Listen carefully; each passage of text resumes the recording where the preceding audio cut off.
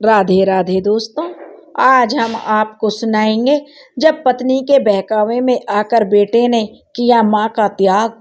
अगर आप हमारे चैनल पर नए हैं तो प्लीज़ हमारे चैनल को सब्सक्राइब करें, वीडियो को लाइक करें और शेयर करें। दर्शना देवी अपने मकान के बाहर लोहे के गेट के साथ सटकर खड़ी थी। दर्शना देवी की उम्र यही कोई 60 साल होगी। उनकी आंखें बेचैनी से सड़क की ओर निहारती जा रही थीं। आंखों में बेबसी और हाथों में 2 चॉकलेट लिए वह बेसब्री से किसी के आने का इंतजार कर रही थी। इतने में एक ऑटो रिक्शा पास से गुजर रहा था। दर्शना जी उत्साह से गेट का सहारा छोड़कर जैसे ही आगे बढ़ने लगी तो ऑटो रिक्शा तेजी से आगे निकल गया। वह बेचारी मन महसूस कर वापस गेट के सहारे खड़ी हो गई। इतने में एक दूसरा ऑटो रिक्शा सामने आकर रुक गया। एकाएक दर्शना जी की बूढ़ी आंखों में चमक और चेहरे पर एक मुस्कान दौड़ आई। वह तुरंत अपने घुटनों का दर्द भूलकर तेजी से उस ऑटो रिक्शा की तरफ बढ़ी। तभी रिक्शा में 2 बच्चे दादी माँ चिल्लाने लगे। ऑटो रिक्शा में बैठे बच्चों ने खुशी से चिल्लाना शुरू कर दिया था। उनकी आवाज़ सुनते ही दर्शना देवी का चेहरा खिल उठा। वह बोली, अरे मेरे प्यारे बच्चों, आती हूँ। और उत्साह से भरी दर्शना जी बोलने लगी और ऑटो रिक्शा में बैठे दोनों बच्चों से लिपट गई। रोजाना की तरह दर्शना जी ममता और वात्सल्य का झरना उनके बह निकला। वे दोनों बच्चे उनके पोता पोती थे। यही समय होता था जब उनकी दादी दर्शना देवी उनसे मिलती थी। तभी बच्चों ने कहा, दादी माँ चॉकलेट कहाँ है? तो दादी माँ ने एक एक चॉकलेट दोनों बच्चों को दी। दादी माँ ने बारी बारी से दोनों बच्चों का माथा चूमा, उनका सिर सहलाया और फिर उनसे दोबारा से लिपट गई। जब तक ऐसा 4-5 बार नहीं कर लेती उनके मन को चैन नहीं मिलता था।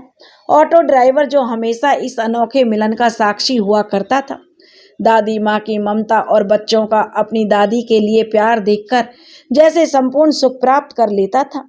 अक्सर यह दृश्य देखकर ऑटो ड्राइवर की आंखें छलक पड़ती थी। जब भी बच्चों की स्कूल से छुट्टी होती थी वह ऑटो रिक्शा लेकर इसी रास्ते से निकलता था और दादी माँ कभी भी यह पल खोना नहीं चाहती थी। एक दिन बच्चों को चूमते लिपटते देखकर दादी माँ का ध्यान जो ऑटो ड्राइवर की तरफ गया और जो दर्शना जी ड्राइवर से पूछ बैठी, अरे बेटा, तूने कभी अपना नाम नहीं बताया?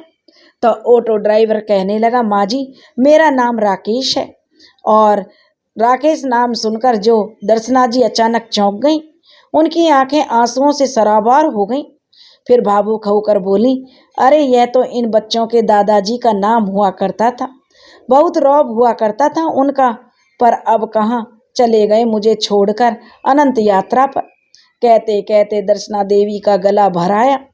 अब चलता हूँ, ऑटो ड्राइवर बोला, माँ जी बच्चों को छोड़ना है। तब दर्शना देवी बोली, हाँ बेटा, शायद पिछले जन्म में मैंने कोई नेक काम किए होंगे, तभी तो तू मुझे मिल गया जो इतना ध्यान रखता है मेरा। दर्शना जी ने उसके सिर पर प्रेम भरा हाथ रखा और ढेरों दुआएं एक साथ दे डाली। ऑटो ड्राइवर ने अपनी आंखों से जो आंसू पोंछे और एक हल्की सी मुस्कान दी। दर्शना देवी जी की आंखों में घुमड़ते आंसू उनके कोरों तक आ गए थे। फिर अपने पल्लू से अपनी आंखें पोंछकर एक संतुष्ट हृदय से वो अपने घर के अंदर चली गईं। जिस दिन बच्चों के स्कूल बंद रहता था दादी माँ के लिए एक एक पल बिताना कठिन हो जाता था। कभी कभी तो छुट्टी के दिन भी 1-1 घंटा दर्शना देवी गेट पर खड़ी रहती थी और तब भी ऑटो रिक्शा नहीं आती थी तो वह समझ जाती थी आज स्कूल में छुट्टी होगी, इसलिए ऑटो रिक्शा इधर से नहीं निकली। ऑटो ड्राइवर हमेशा यही सोचता रहता, पता नहीं बेचारी माँ जी के जीवन में कैसे कैसे तूफान आए होंगे जिनके कारण वह इस स्थिति में आ खड़ी हुई हैं। जब बच्चों की गर्मियों की छुट्टियां शुरू हो गईं तो यह सोचकर कि कहीं माँ जी बच्चों का इंतजार करते हुए घंटों गेट पर खड़ी ना रहें, ऑटो ड्राइवर राकेश दर्शना जी को सूचित करने आ गया। उस दिन राकेश को जाने की जल्दी थी और दर्शना जी के पास तो फुर्सत ही फुर्सत थी अपना हालचाल बांटने के लिए। सो उस दिन उन्होंने अंदर बुलाने पर राकेश उनके घर के अंदर चला गया और घर के छोटे से आंगन में बिछे लकड़ी के तख्त पर बैठ गया। उस तख्त पर मोटा सा गद्दा फैला था। पास में पानी भरा तांबे का लोटा रखा था और कुछ 2-4 धार्मिक पुस्तकें, जिन्हें शायद वो अकेले में पढ़ लिया करती होंगी। बातचीत करने या दिल बहलाने के लिए घर में कोई और नहीं था। उनके पास कुछ दिन बच्चे भी से नहीं मिल पाएंगी, यह सोचकर दर्शना जी का मन निराश हो गया और उदासी से भर उठा। फिर राकेश के पास आकर तख्त पर दर्शना देवी बैठ गईं और हालचाल बांटने लगी। देखते ही देखते उनके अतीत की पीड़ा अचानक उनके शब्दों में बहने लगी। वह कहती चली गईं, कभी इस घर में बहू बनकर आई थी बेटा, फिर माँ बनी, फिर दादी माँ, भरे पूरे संपन्न घर की जान हुआ करती थी कभी मैं, लेकिन पति की मृत्यु के साथ साथ सब कुछ छूटने लगा, मान सम्मान और पुरानी यादें। ऐसा कहते कहते दर्शना देवी की आंखों में आंसू बह निकले।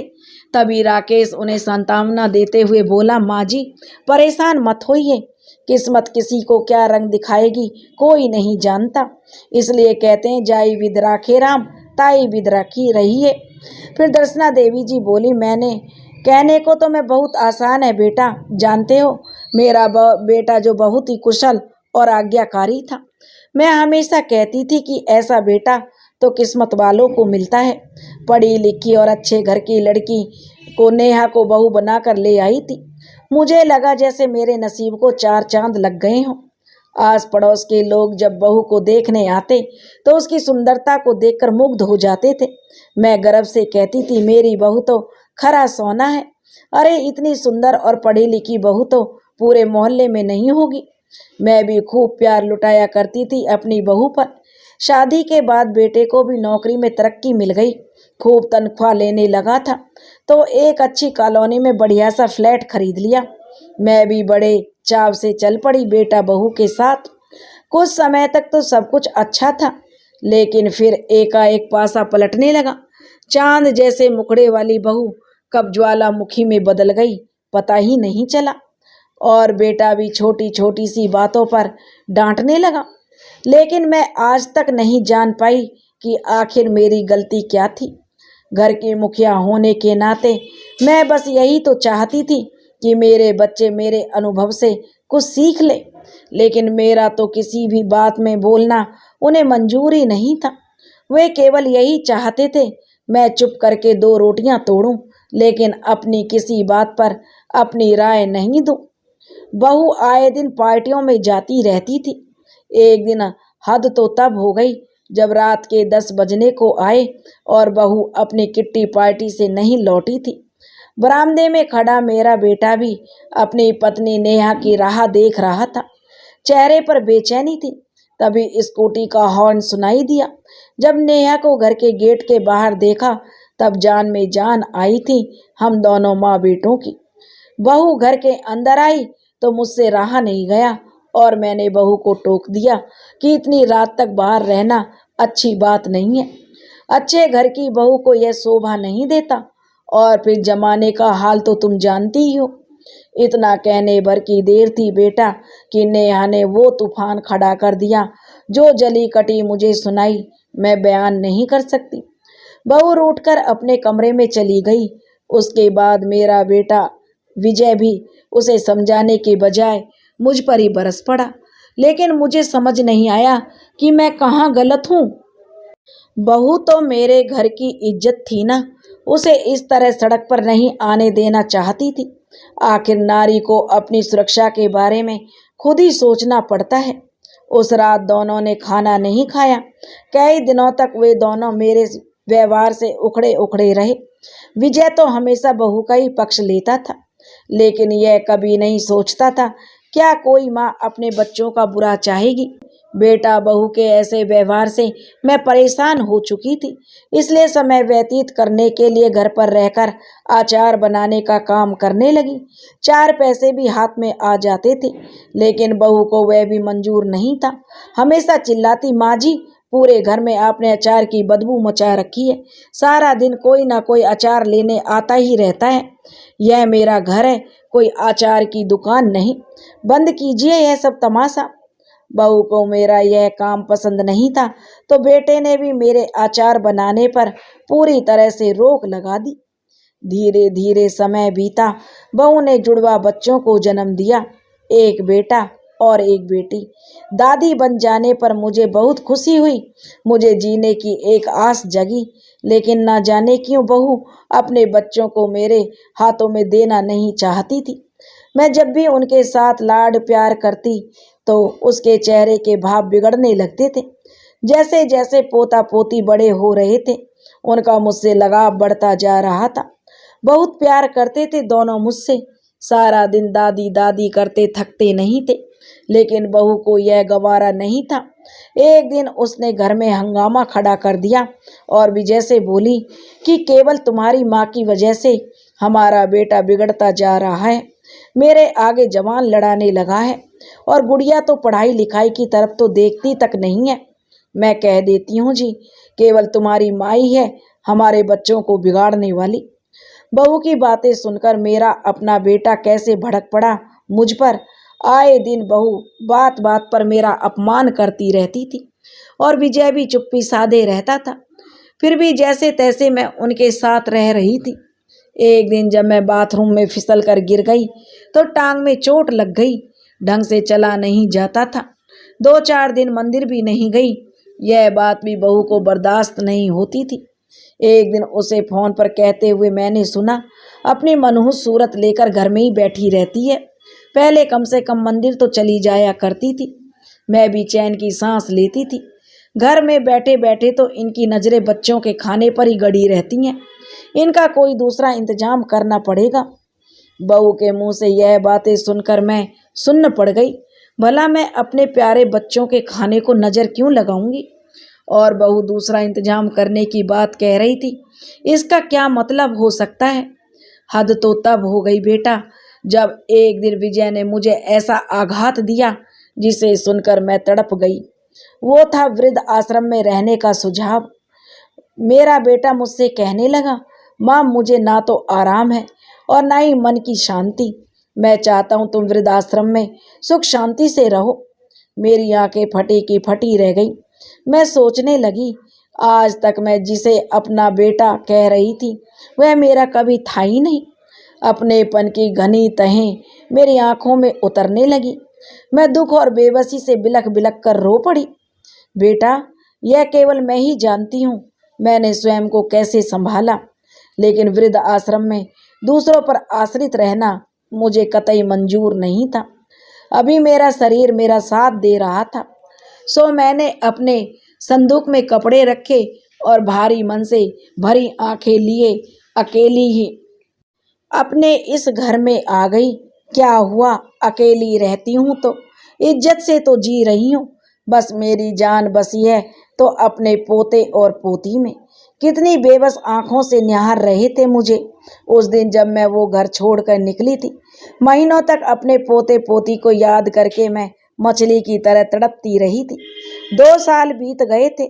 इस बात को बोलते बोलते गला रुंध गया दर्शना देवी का। लेकिन बेटा, अब तो मुझे आदत हो गई है अकेले रहने की।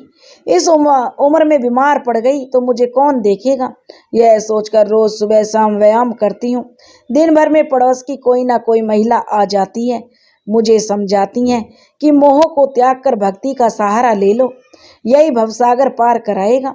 यह धार्मिक पुस्तकें देख रहे हो बेटा, वही लोग तो आकर दे जाती हैं मुझे। कुछ देर बैठकर इन्हें पढ़ लेती हूँ।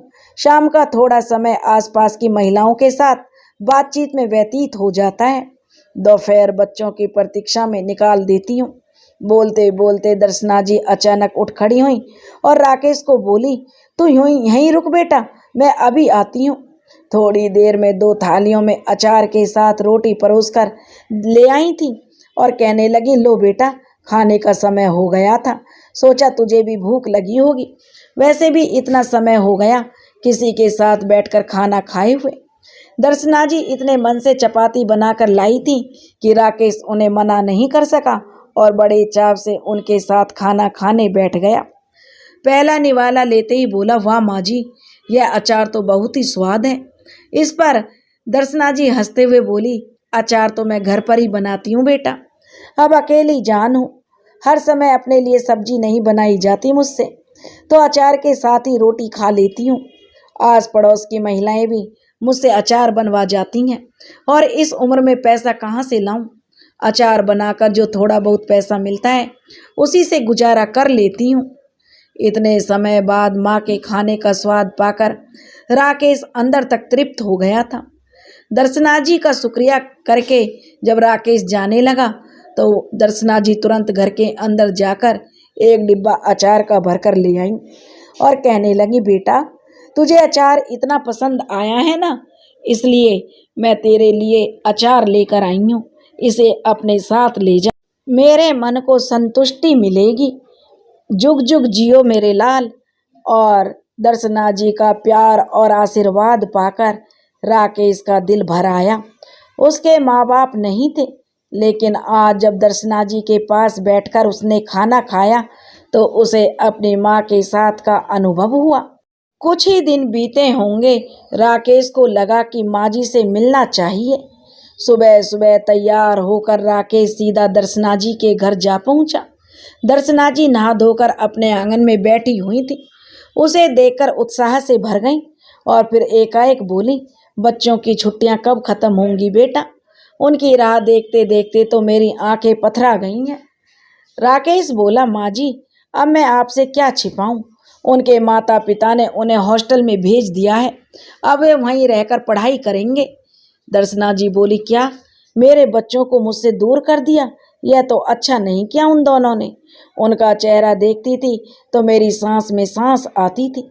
अब तू ही बता बेटा, मैं कैसे जीऊंगी? इससे तो अच्छा है कि भगवान मुझे अपने पास बुला ले। और दर्शना जी फूट फूट कर रो पड़ी। राकेश बोला, अरे माँ जी दिल छोटा मत कीजिए, उन्हें हॉस्टल ले जाने और वहाँ से लाने की जिम्मेदारी मेरी है। हर सप्ताह जब छुट्टी बिताने के लिए वह घर आएंगे तो मैं उन्हें आपसे मिलवा दिया करूँगा। अरे हाँ माँ जी, राकेश बोला, मैं आपसे एक बात पूछना तो भूल ही गया। तो दर्शना जी बोली, क्या हुआ बेटा? राकेश बोला, माँ जी वो अचार जो आपने मुझे दिया था मेरी पत्नी और बच्चों को बहुत पसंद आया।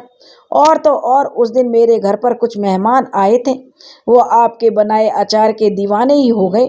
उनकी बहुत बड़ी अचार की फैक्ट्री है। उन्होंने मुझे स्पेशल रिक्वेस्ट की है कि मैं उन्हें एक बार आपसे मिलवाऊं। राकेश के कहने पर दर्शना जी ने उनसे मिलने के लिए हामी भर दी। शाम को एक बड़ी सी कार उनके घर के बाहर आकर रुकी। दर्शना जी कुर्सी बिछाकर गेट के पास ही बैठी हुई थी। गाड़ी में से राकेश अचार फैक्ट्री के मालिक सुमित जी के साथ बाहर निकला। वह एक युवा कारोबारी था। दर्शना जी के पास पहुंचकर उनके चरण छुए और हाथ जोड़कर उनके सामने खड़ा हो गया और बोला, माँ जी उस दिन मैंने आपका हाथ का बना अचार खाया। सच बताऊं तो मैंने बहुत तरह के अचार का स्वाद लिया, लेकिन ऐसा स्वाद कहीं नहीं मिला। माँ जी वे दरअसल मैं आपसे पूछना चाहता था, क्या आप हमारे लिए काम करना पसंद करेंगी? यह बात सुनकर दर्शना जी कुछ हैरान रह गईं। फिर चेहरे पर हल्की सी झिझक और होठों पर हल्की सी मुस्कुराहट लिए बोली, बेटा यह तुम क्या कह रहे हो? मेरे बूढ़े शरीर में अब इतनी हिम्मत कहाँ है? फिर वह व्यक्ति बोला, माँ जी आपके पास जो अनुभव है मुझे इसी अनुभव की आवश्यकता है।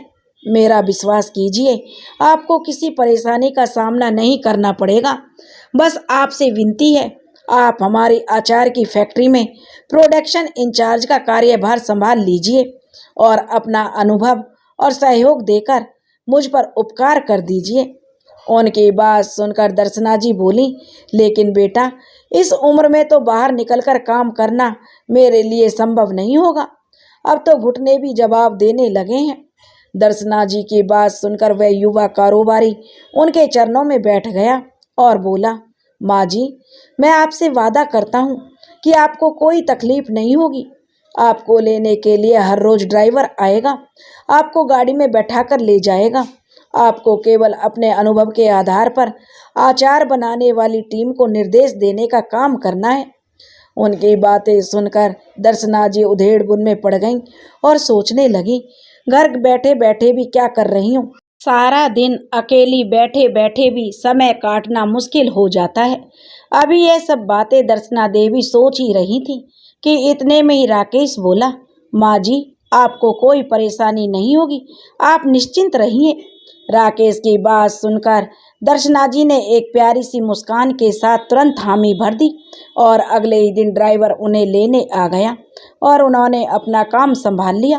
फैक्ट्री के मालिक ने दर्शना जी के अचार को एक स्पेशल ब्रांड बनाया, जिसका नाम रखा जो एक बार खाएगा मांगेगा बार बार। अचार के डिब्बे पर दर्शना जी की फोटो भी लगवाई। दर्शना जी के जाने के कुछ दिनों के भीतर ही उनकी फैक्ट्री में बिक्री दुगनी हो गई।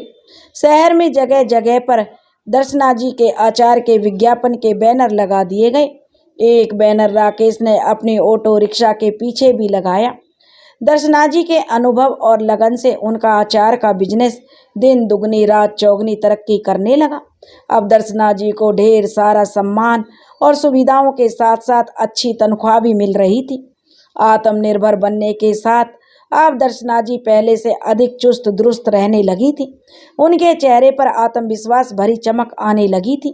वहीं दूसरी ओर फैक्ट्री की वर्कर्स के साथ हंसते बतियाते पूरा दिन कब निकल जाता दर्शना देवी को पता नहीं चलता था। एक दिन जब राकेश बच्चों को छोड़ने के लिए उनके घर गया तो नेहा ने उसके ऑटो के पीछे वह बैनर लगा हुआ देखा, जिस पर उसकी माँ जी की फोटो भी लगी हुई थी। यह देखकर वह चौंक गई और तुरंत राकेश से इसके बारे में पूछने लगी। फिर राकेश ने उन्हें दर्शना जी की सफलता की कहानी बताई कि किस तरह उन्हें अचार की फैक्ट्री में काम मिला और वह उस फैक्ट्री में कितने ऊंचे पद पर आसीन है। यह सब बातें सुनकर जो नेहा की खुशी का ठिकाना नहीं रहा। उसे तो जैसे काटो तो खून नहीं। पीछे खड़ा विजय भी सारी बातें सुन रहा था। उसे देखकर नेहा बोली, सुना आपने, जिन्हें बेकार समझकर हम वृद्धाश्रम भेजने को तैयार थे, उन माँ जी ने अपने हुनर के बल पर कितनी प्रसिद्धि हासिल कर ली है। उसकी बात सुनकर विजय बोला, अगर तुमने पहले माँ जी को अचार बनाने से ना रोका होता तो आज जितना पैसा वो कमा रही हैं वह सब हमारा होता। कुछ समय बीता तो एक दिन दर्शना जी के पास नेहा का फोन आया। इतने समय बाद अपनी बहू का फोन देखकर दर्शना जी को कुछ हैरानी हुई। जब फोन सुना तो वह स्तब्ध रह गईं। उनकी बहू नेहा रो रो कर उन्हें बता रही थी कि विजय का एक्सीडेंट हो गया है, जिसमें उसे बहुत ज़्यादा चोट आई है। हालत गंभीर होने के कारण उसे शहर के सबसे बड़े हॉस्पिटल में भर्ती करवाया गया है। यह सुनकर तो दर्शना जी के पैरों तले जमीन ही खिसक गई। बेटे के मुंह में खिंचती हुई वह तुरंत विजय से मिलने अस्पताल पहुंच गई। अस्पताल पहुंचकर जो दृश्य उन्होंने देखा वो दिल चीर देने वाला था।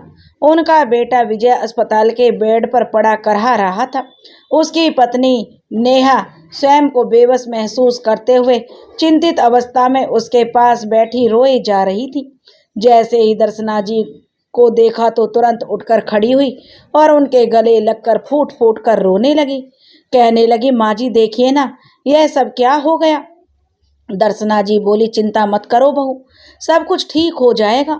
ऐसा कहते हुए दर्शना जी ने उसे दिलासा दिया और फिर अपने बेटे के पास आकर बैठ गई। दर्शना जी अपने बेटे बहू को तो दिलासा दे रही थी, लेकिन अंदर ही अंदर उनका मन भी अपने बेटे की यह हालत देखकर रो रहा था। स्वयं को संभालते हुए दर्शना जी ने पूछा, डॉक्टर ने क्या कहा बहू? तो बहू ने रोते हुए कहा, माँ जी इनके कूल्हे की हड्डी टूटी है। डॉक्टर ने हिप रिप्लेसमेंट की सलाह दी है और शरीर के बाकी हिस्सों में भी गंभीर चोटें आई हैं।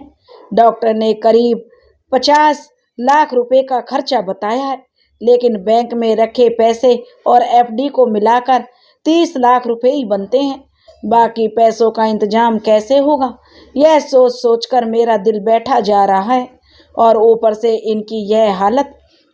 दर्शना जी ने संयम और धैर्य से काम लिया और बहू के सर पर हाथ रखकर कहा, चिंता मत करो बहू, मैं हूं ना, मैं सब संभाल लूंगी, तुम बस विजय का ध्यान रखो। दर्शना जी ने तुरंत पैसों का इंतजाम कर दिया और विजय का ऑपरेशन ठीक ठाक हो गया और विजय कुछ ही दिनों में सही तरीके से चलने भी लगा था। अब विजय घर आ चुका था, लेकिन रह रहकर उसे एक ही बात खाई जा रही थी। उन दोनों ने माँ जी के साथ बिल्कुल सही नहीं किया था और वही तकलीफ आने पर माँ ने 2 पल नहीं लगाए उनकी मदद करने में। पश्चाताप से भरा विजय अपनी पत्नी को लेकर दर्शना जी के पास फैक्ट्री में पहुंचा। अंदर जाकर दर्शना जी के बारे में पूछा तो पता चला वह फैक्ट्री की मालिक के साथ वर्कर्स की मीटिंग ले रही हैं। कुछ समय बाद जब वह बाहर निकली तो अपने बेटा बहू को देखकर बहुत खुश हो गई। उन्हें अपने ऑफिस में ले गई। चपरासी से कहकर उनके लिए चाय मंगवाई और विजय से हालचाल पूछने लगी। परंतु अपने व्यवहार से शर्मिंदा विजय और नेहा अपने आप को कुछ बोलने की स्थिति में नहीं पा रहे थे और उधर अपनी माँ का ऐसा रुतबा देखकर मन ही मन विजय को अपने किए गए कर्मों पर पछतावा होने लगा था। फिर चुप्पी तोड़ते हुए बोला, माँ अब आप हमारे साथ रहेंगी। हम दोनों आपको घर ले जाने के लिए आए हैं। हम लोगों ने आपके साथ जो व्यवहार किया उसके बावजूद आपने हम पर कितना बड़ा एहसान किया है। हम बहुत शर्मिंदा हैं माँ। इस पर दर्शना जी बोली, एहसान तो तुमने मुझ पर किया है बेटा, अपने घर से बाहर का रास्ता दिखाकर। अगर तुम मुझे घर से ना निकालते तो मैं आज भी वहीं जिल्लत भरी जिंदगी जी रही होती। वहाँ से निकलकर ही तो मेरी जिंदगी को सही दिशा मिली है। बेटा, बूढ़ी माँ कोई घर का फालतू सामान तो नहीं होती कि जब चाहे फेंक दिया और जब चाहे इस्तेमाल में ले लिया। अरे अपने पोता पोती के साथ मेरा हंसना बोलना तक भी तुम लोगों को मंजूर नहीं था। तुम्हारे साथ वापस जाने का तो सवाल ही पैदा नहीं होता। माँ की बातें सुनकर विजय और नेहा की नजरें शर्म के कारण झुक गईं। उन्होंने माफ़ी मांगी लेकिन दर्शना जी उन्हें माफ़ नहीं कर पाई। इतने में फैक्ट्री मालिक सुमित अपने स्टाफ के साथ एक बड़ा सा केक लेकर ऑफिस में हाजिर हुआ और सब जोर से चिल्लाने लगे, जन्मदिन मुबारक हो मैडम। यह दृश्य देखकर दोनों बेटा बहू शर्म के मारे जमीन में गड़े जा रहे थे क्योंकि उन्हें तो यह भी याद नहीं था आज उनकी माँ का जन्मदिन है। सब लोगों ने दर्शना जी को घेर लिया। दर्शना जी अपने बर्थडे सेलिब्रेशन में मशगूल हो गई। वे दोनों एक कोने में खड़े अपना सा मुंह लेकर खड़े रह गए। दोस्तों, अगर आपको यह कहानी पसंद आई हो तो प्लीज़ हमारे चैनल को सब्सक्राइब करें, वीडियो को लाइक करें और शेयर करें। राधे राधे।